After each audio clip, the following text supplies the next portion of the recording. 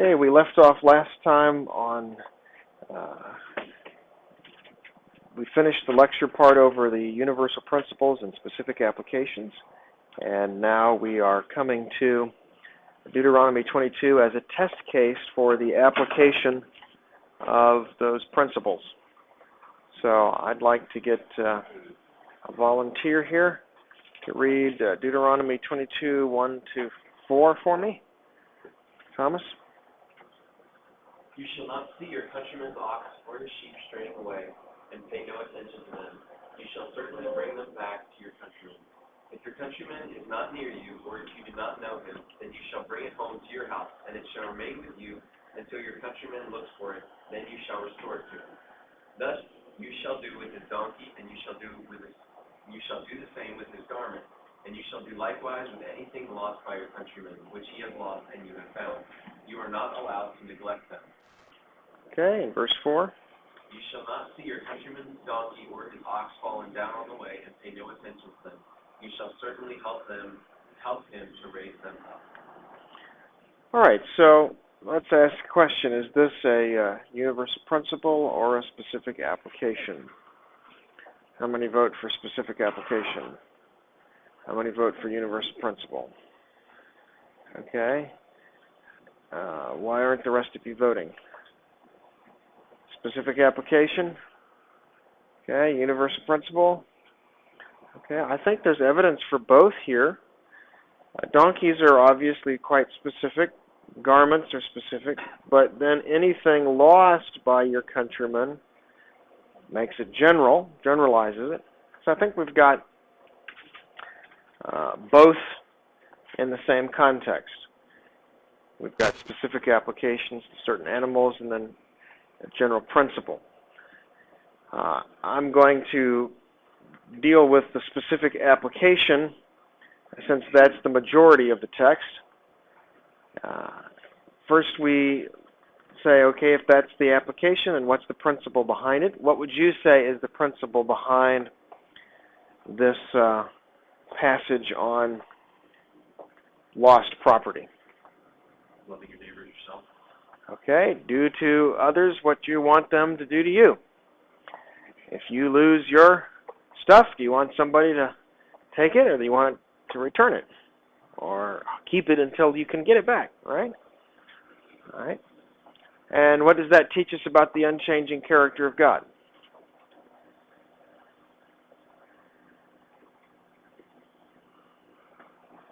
Anybody? No, we're not asking what he wants for us. We're asking what is true about him. Yeah, he loves other people. God loves people. He does to them what he would want them to do to him in reverse circumstances. Okay? God himself practices the second great commandment. So, I identified the one you identified. I also added a lower level universal principle, ownership of private property. You can't lose something that you own if you don't own anything.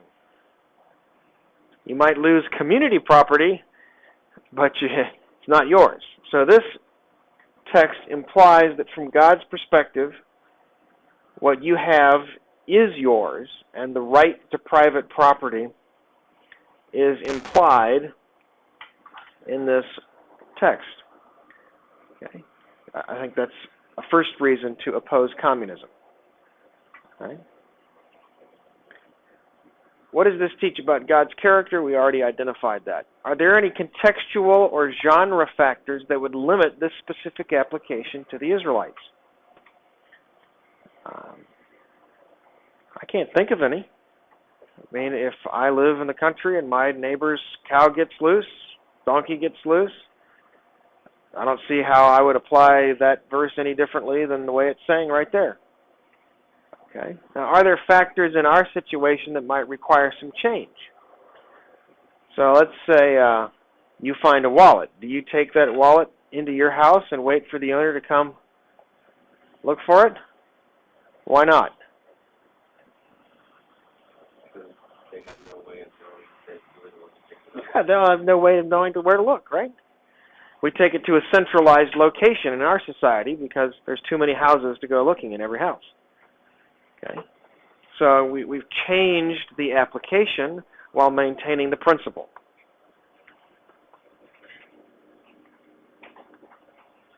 What other applications might we make from these universal principles?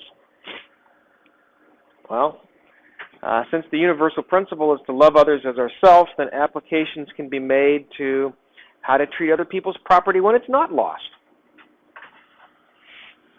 How do you want people to treat your property when they're using it? I want them to take good care of it. So that's how I should do it. Thomas? What if there's, like, for say, someone loses not a wallet, but just loses cash? Like, you find cash. Do you, like, if it's in a public location, like a mall or something, how do you turn something like that in? Because there's no way of them identifying, yes, this is my $20 bill or something. Well, my way of answering the question is to ask, if I somehow drop the contents of my wallet in a mall, what would I want somebody to do with that money? I would want them to make an attempt to take it to the authorities. And, one way of identifying it would be able to identify the exact amount of money that was found. I'm missing exactly $68. If that amount was found, then that would be one way in which I could identify that it's mine. Okay. So I'm always going to want to turn the question this way. What would I want somebody to do if that were my stuff? Okay. All right, let's move on to verses 6 and 7. Let me have another reading volunteer. Okay? If you happen to come upon a bird's nest along the way, in any tree or on the ground, with young ones or eggs, and the mother sitting on the young or on the eggs, you shall not take the mother with the young. You shall certainly let the mother go, but the young you may take for yourself, in order that it may be well with you, and that you may prolong your days. All right, this is the kind of verse that most people would skip when they're reading the Old Testament. Whatever, birds, eggs, let's move on to something that's going to bless my soul. I don't get any blessing out of this. Okay. But that's the wrong way to read the Old Testament. We're asking, is this a specific application, a universal principle? And if it's, depending on which it is, what does it teach me about God? Okay, so what do you think? Universal principle, specific application. How many vote for specific application? Okay. I wonder if some of the hesitancy about identifying is universal principles apply everywhere, if I can use where in the sense of including time. Specific applications may or may not apply everywhere. So that's the question of application. But that's really not what we're looking at when we're trying to identify whether something's a universal principle or whether it's a specific application. We're asking, could this text be made more specific than it is? And I can't think of any way to make birds and eggs and don't take the mother, but you can take the eggs or the young more specific than that. Okay, so that's why I'm identifying it as a specific application. Not because its application is limited necessarily or is not limited, but because it is a concrete situation as opposed to an abstract principle. Okay? So love your neighbor as yourself is an abstract principle. Be holy is an abstract principle. It's not a concrete situation. So when we are involving a text that's got concrete, specific people, specific places, specific items, then we know we've got a specific application. Does that help you? How many now think that this is a specific application? What do you think? Yeah. Okay, stay with me. Specific application. It is. Is there any reason to question that? I mean, come on, let's. I'm interested in making sure you understand the process, not that you get the answer right per se. Anything that makes you uncertain as to why you should identify it as a specific application? I guess I just thought it was a universal principle because to me that still makes sense. Okay, but you're over here in this column on application. And I want you over here in the nature of the command.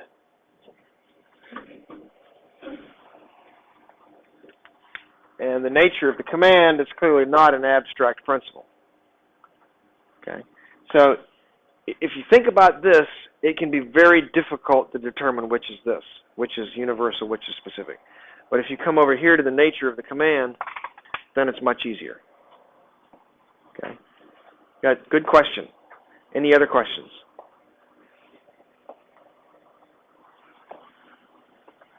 All right.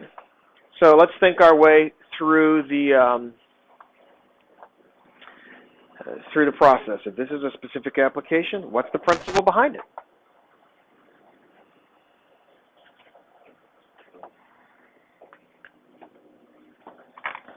Anybody?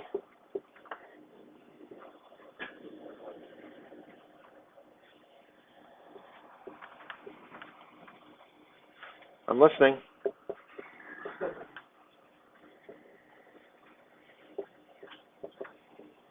Nobody can think of the universal principle?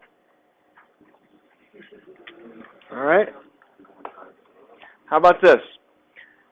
We must be wise stewards of God's creation. I mean, why would you leave the mother and take the eggs or the chicks? Yeah. You take the mom, no more eggs, no more kids. Right? If you leave the mom, more eggs, more kids. What happens if all the Israelites take all the moms? No more moms. Yeah. That species of bird goes out of existence. Okay. So, and what would be the implication of that for the life of Israel? Well, no food. Yeah, the food supply starts to dwindle. All the birds are gone. Pretty soon, everything's gone. So here's a specific application of a principle that we're to be wise stewards of God's creation. And I think that teaches us that God cares about creation. He cares about the land and the animals primarily because of how they affect the humans. Okay? Because He made us to rule over them and them to be for our benefit. Okay? So yes, God is an ecologist. He cares about the ecology. And mismanagement of resources, as I point out here, often results in hardship. So what about other specific applications? Well, we probably ought to have rules about how many deer get killed in a season. And so we set up a wildlife management department so that people don't just kill all the deer and then they're all gone. And so we have limitations on the number of deer that are killed. This is an application of Deuteronomy 22, 6-7. Okay? Now, would there be any changes in our situation or differences in our situation that would suggest that there should be changes in the way this law is applied? Well, I can think of some. For example, there was no Wildlife Management Bureau in Israel. They were a group of diverse tribes spread across the land with no centralized government. And so you've got kind of a flat rule in that setting. Here we have a centralized government. We've got centralized bureaus of management. And so we may say we need to kill 10,000 of the hens. So we're going to allow the mothers to be killed along with the chicks because they're getting overpopulated. Making sense?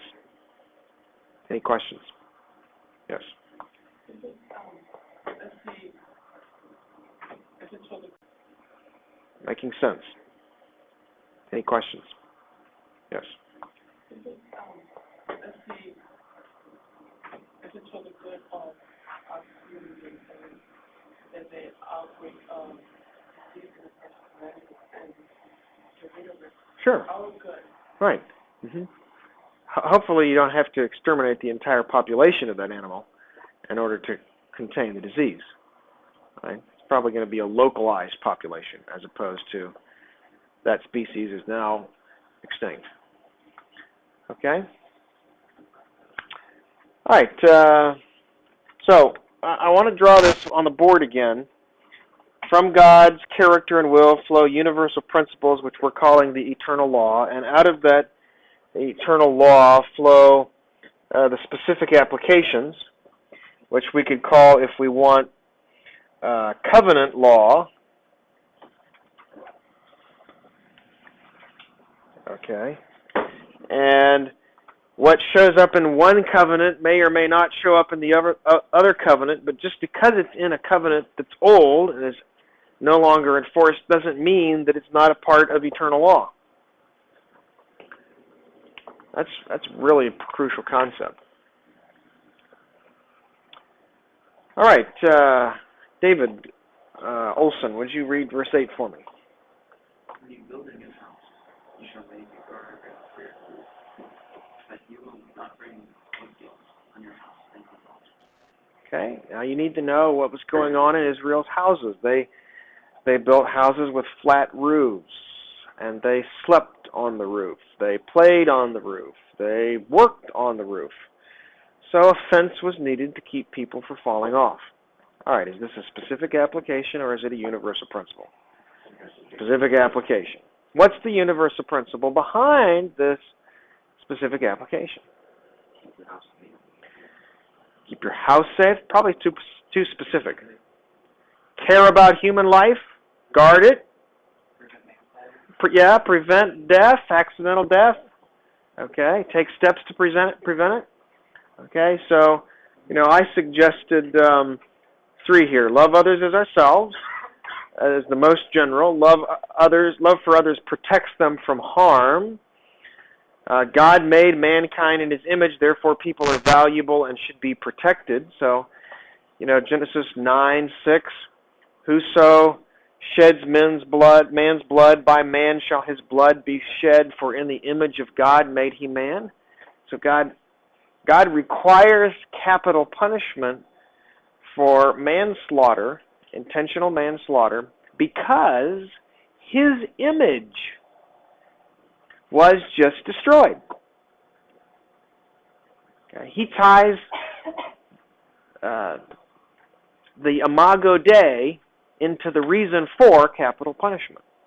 Okay. And God, remember this little phrase I'm going to say here. God entrusted to fallen, fallible humans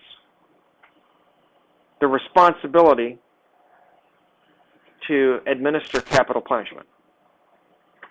I can add a third descriptor. Fallen, fallible, sinful humans.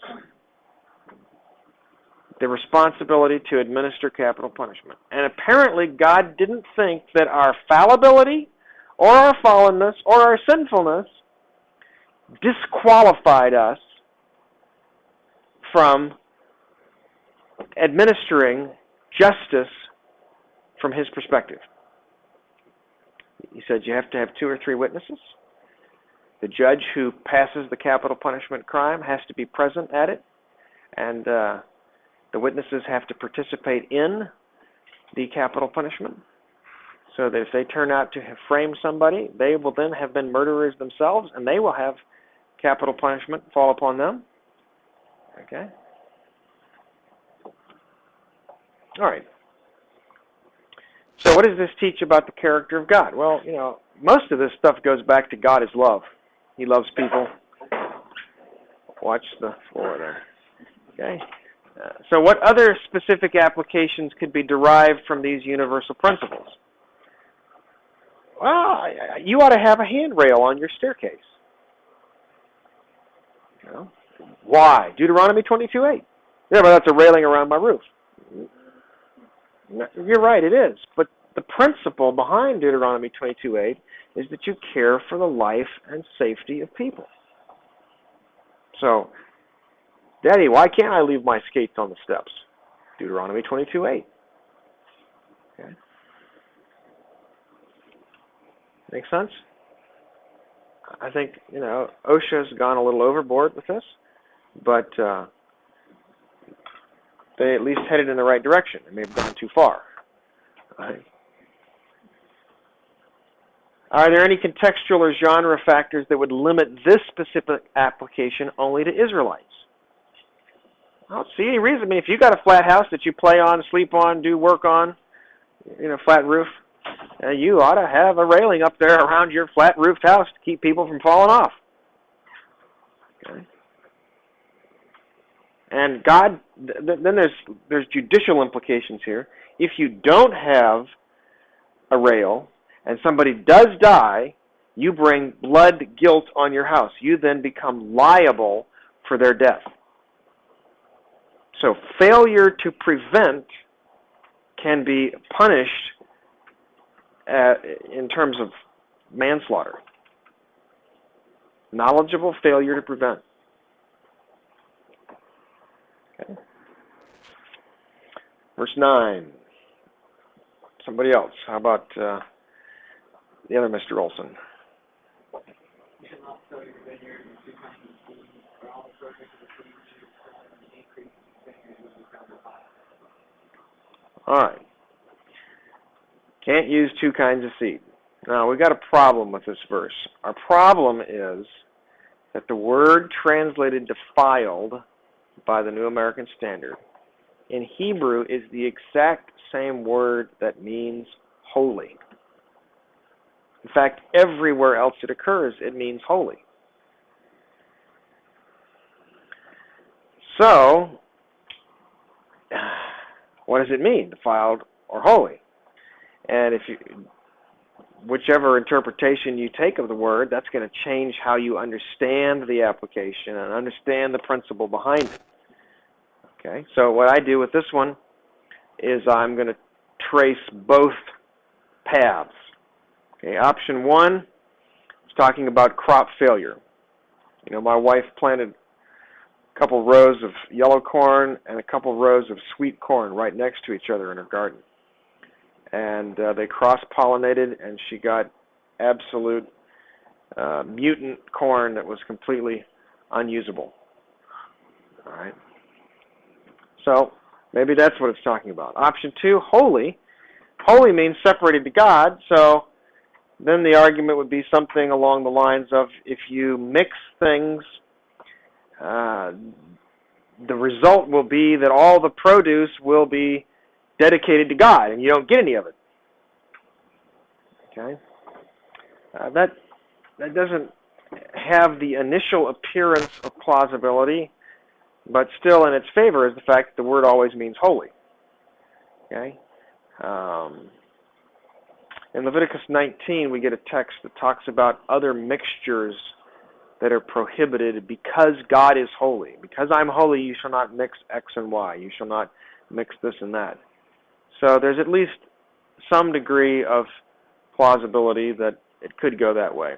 If we go with option 1, the universal principle would be avoid practices harmful to crops because it's going to be harmful to you. So you should care for your food supply and not do things that will harm it. All right. If we go with option 2, you're supposed to be holy, separate, which means unmixed, in reference to all things. So what God is doing is setting up some specific laws in Israel that highlight the importance of purity. He does this with clean and unclean foods, which there's nothing inherently immoral about. Theoretically, he could do it with seeds. God's character, well, he loves us and provides guards to keep us from harm with option 1. Option 2, God's holy, wants us to be holy. Okay. Are there any contextual or genre factors that would limit this specific application to the Israelites? Well, if we're talking about not destroying your food, no, there isn't. But if we're talking about it would be holy and would go to the priests and Levites, yes, there is, because there's no priests, no Levites, no tabernacle, temple. That whole complex has gone away. Okay. So, what do you say? Are there any factors in our situation that would require some change in the specific application? Maybe advanced knowledge could permit non-harmful interbreeding of kinds of crop plants. We've actually done a very lot of this in the last 150 years, interbreeding.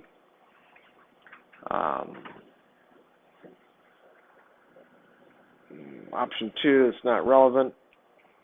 Any specific applications other specific applications? Well, 1, avoid interbreeding of any type that harms the productivity of the original types. One of the things that I'm interested in is that genetically altered wheat and corn often is sterile. It will produce a huge crop. You can get these super crops, but if you tried to plant any of those kernels, it's a wipeout. They're basically sterile. And as far as I know, we haven't overcome whatever genetic problems are created by our genetic manipulation. We can't seem to get super sterility as well as I'm using the wrong word, super virility and super productivity at the same time. We get one but not the other. So that's something to consider. Now, in my class this morning, I introduced a 4th reason for not applying a specific application to our context. And this verse illustrates that 4th reason. I gave you context, genre, or other scripture, immediate context, genre, or other scripture. My 4th reason would be we don't know what the verse means. It's kind of hard to say, well, here's the application from Deuteronomy 22:9 when we don't really know what it's saying. Okay? So it's not that I'm unwilling to apply it or just ignoring it. If I don't know what it means, and if I don't know what it means, how can I make any kind of application? And as soon as I do know what it means, then I'm in a position to apply the same hermeneutical principle and make the application. I understand the holy being used in the sense that it is holy to God and every other whatever. But in the New Testament, when the term of prostitutes were called holy, is there translate from the Greek to the Hebrew? Could the holy have another use in Hebrew, even though it's the same word? Oh, sure, yeah. Words can have multiple senses. Tamar. No, not Tamar. Tamar? Yeah, Tamar pretends to be a temple prostitute. And Judah gets her pregnant, right? And he calls her a holy woman. Well, holy meant separated to the god or gods or goddess. And in the context of Yahwism, it's separated to Yahweh. But in the context of Baal worship, it's separated to Baal. But there's no other place where Kadosh or Kadeshah or any of the cognates mean defiled. And it's just a guess here because it seems so strange to talk about sowing mixed seeds and then winding up with something holy. Okay. Questions?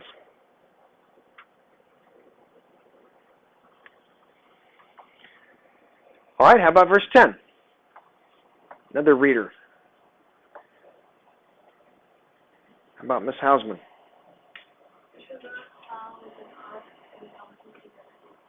All right.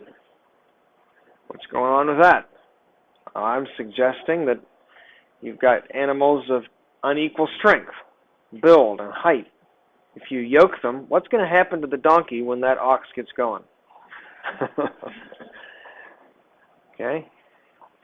The ox and the donkey together, the donkey is going to get the bad end of the yoke. Okay? The ox and the donkey together, the donkey is going to get the bad end of the yoke, if I can put it that way. You know, he will not be able to pull as much. He will be, so that seems cruel, and this is the standard interpretation of the text. So we've got a specific application. The universal principle seems to be to care for animals and to use them in ways that are not cruel or damaging. Okay? And Proverbs 12:10 seems to support this. A righteous man has regard for the life of his beast. But even the compassion of the wicked is cruel, which teaches us, for example, that God cares for his creation, cares how his creatures are treated. So here's some other specific applications. If you're not supposed to abuse donkeys, and a righteous man has regard for the life of his animals, should I abuse cats? Should I abuse gerbils, hamsters? Okay. You know, when I hunt a deer, do I first shoot the back leg and then shoot the front leg and then, you know, no, our point is to put it out of its misery as quick as possible. Right? It's legitimate to kill the animal for food, but it's not legitimate to torture the animal. It's not acceptable. So a lot of the little kid tricks, this typically tends to be boys, that delight in maiming or mutilating or otherwise causing pain to animals. My response is Deuteronomy 22:10 says, in addition to Proverbs 12:10, you don't do that. We should be compassionate toward animals because that's how God is. Yes? The last line, compassion of the wicked, Proverbs 12:10. In what sense are we talking about when it says compassion? It's the Hebrew word is the tender mercies. So when a wicked man shows mercy to an animal, from this proverb statement, his mercy is cruel. Now, what's a proverb? Is it a 100% true in all times, in all cases? No, that's not the nature of proverbs. Proverbs are general axioms. Can this transfer over to where also in the New Testament don't be anything marriage and... No, it can't if we've properly understood this text. Because this is not about putting in a yoke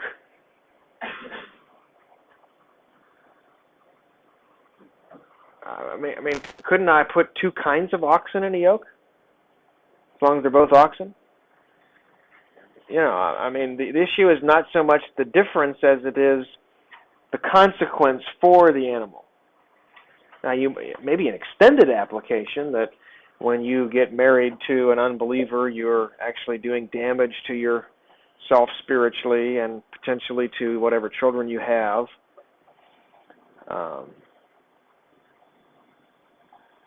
That's a good thought. It would be an extended application. You know, I thought of a good verse to support God's concern for animals. Remember the last thing God says in the book of Jonah? Should I destroy a city in which there are 120,000 persons who don't know the difference between their right and their left hand? And what? And much cattle. So one of the reasons God gives for not destroying Nineveh is because of all the animals that are there. Isn't that interesting? I think that's reflected here in God's set up this verse.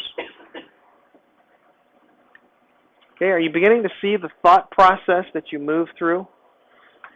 Let's do one more. Probably one of the hardest in the passage. You shall not wear a material mixed of wool and linen together. Okay. Well, clearly we have a specific application. But the reason behind this is difficult to discern. Okay, option 1, that it's physically harmful. Here's what Jameson, Fawcett, and Brown say, that he argues that in hot climates, wool, when combined with linen, results in a draining of the body's electrical current and can make a person susceptible to fever and exhaustion. Now, I've never read any scientific data that supports that claim. I've never read any that contradicts it either. We do know that, of course, the body has an electrical current. Some people's batteries go dead on their watches because of the way their body chemistry and electrochemistry works. It drains the battery. So that's one option. Option number 2, according to Josephus, his view was that this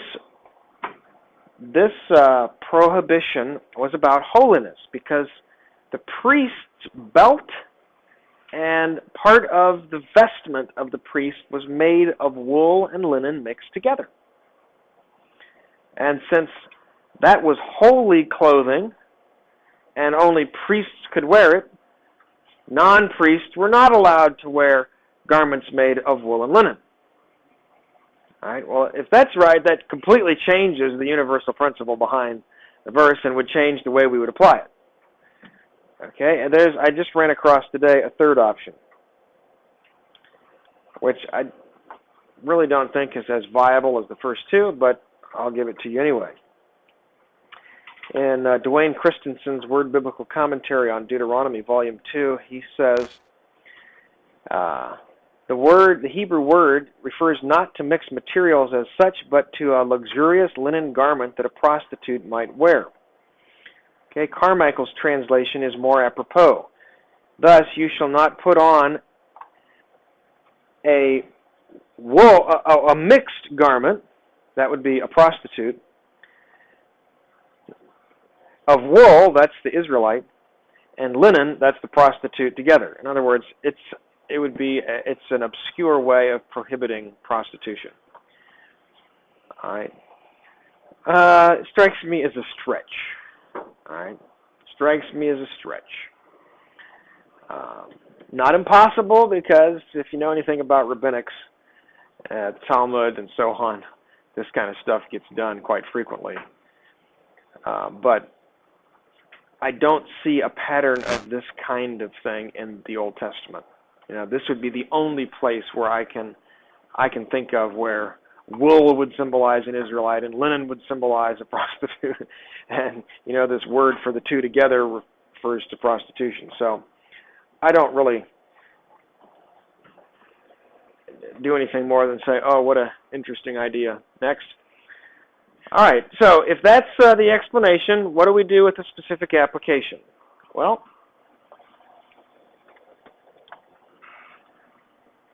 if it's don't wear things that are going to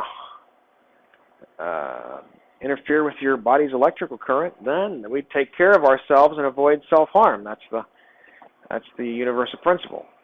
You know, your body's the temple of the Holy Spirit. Don't do things that damage it. Okay. If we do view 2, then we've got something along the lines of holy things should not be made common. Okay, common or ordinary. View 1, God cares for us. View 2, God is holy and must be treated as holy. Other specific applications: avoid doing things that are physically harmful. So, for example, why did missionaries who went to China prohibit feet binding among the Chinese and encourage them to get rid of it? Well, it's horribly painful for the woman. Bones growing backwards, and the foot being crushed. It's harmful to their health. Many of those women died prematurely because of that process. And, and we make applications like no smoking, no drugs, avoidance of any substance use that's damaging to the body. On the other hand, if we took view 2, it would be something like guard against making God and what is associated with Him common and ordinary. So I don't let my kids take songs that are intended to be praise to God and profane them by making funny, irreligious, or irreverent words out of them. And I've heard numbers of these, and I won't quote any of them lest I put in your head something you've never had put in your head before. Okay? Or treating the Lord's Supper lightly. You know, making fun of something that the Bible calls sacred. Okay? Any questions about how I'm working with the text? Okay. So what I've tried to demonstrate so far, and I've got one more verse here in the chapter we're going to look at, is that I'm not cherry picking. When I look at Deuteronomy 22 verse 5, I've already looked at every single other verse in the chapter. I've thought my way through the application of whether it's specific or universal, concrete or abstract, okay, and then how that all relates to God and what universal principles might be there, other applications. Okay, and you take me to any text in the Old Testament or New Testament, and I'm going to operate the same way. Okay? I think this is the way God expects us to interpret His Word when it comes to giving commands. Yes, sir. Sorry, I forgot about the verse that you gave us for your idea of the universal application. Oh, I illustrated this from 1 Corinthians 9, verses basically 3 through 9, but verse 9 is the key verse. Mm-hmm.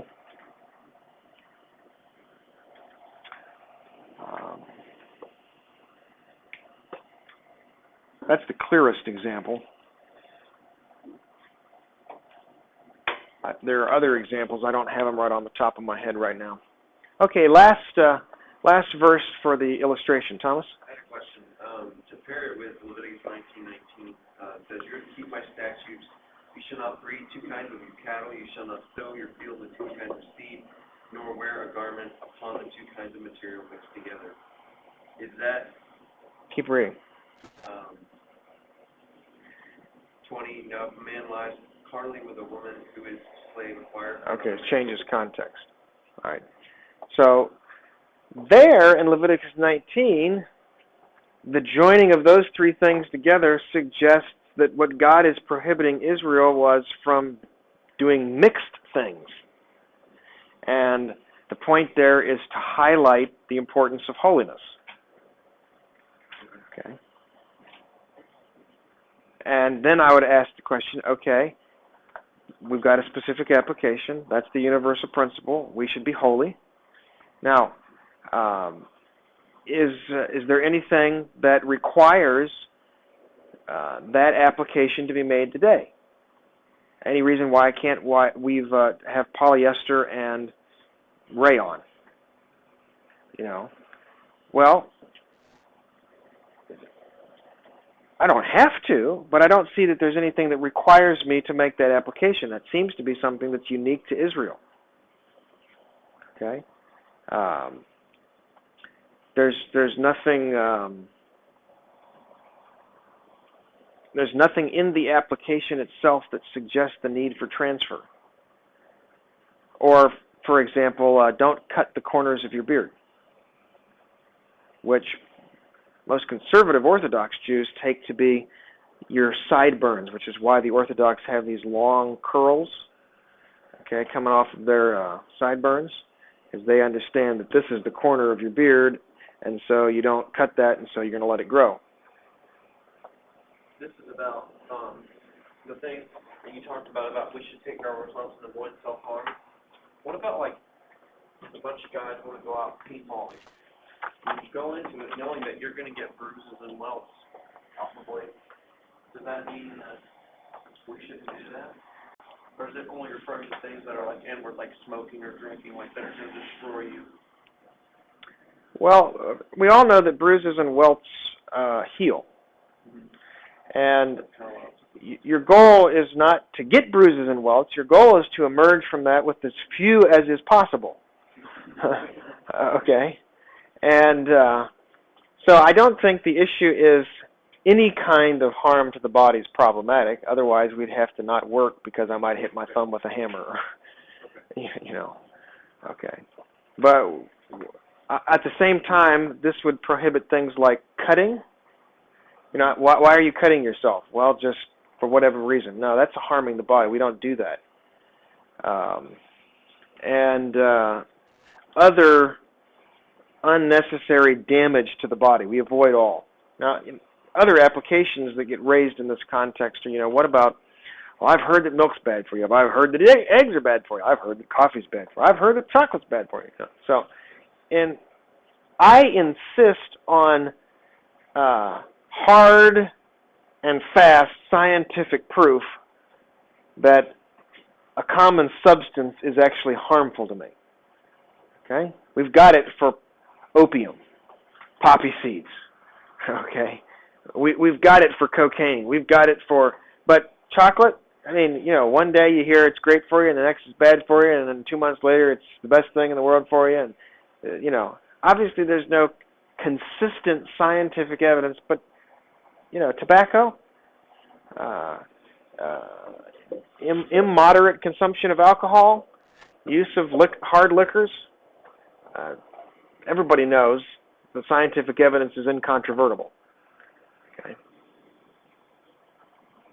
So I think that we should place the burden of proof upon the scientific community to prove the damage possibility before we then say, okay, well, we got to quit eating eggs. And that's not ever going to happen. Am I making sense? Any other questions? Yes. So where would you place like boxing, like UFC fighting? I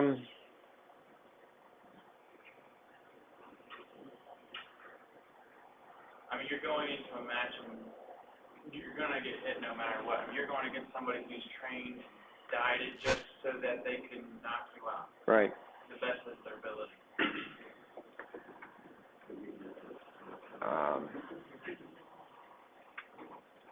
To be honest, I can't imagine God setting up boxing matches. You know, his concern for human welfare, the damage, both brain damage and physical damage that we know that professional boxers endure, and even amateur boxers endure, I think God would say, what are you doing with my image? You're beating the daylights out of my image? How does this glorify me? Okay? How does this reflect your care and compassion for a fellow person who bears my image?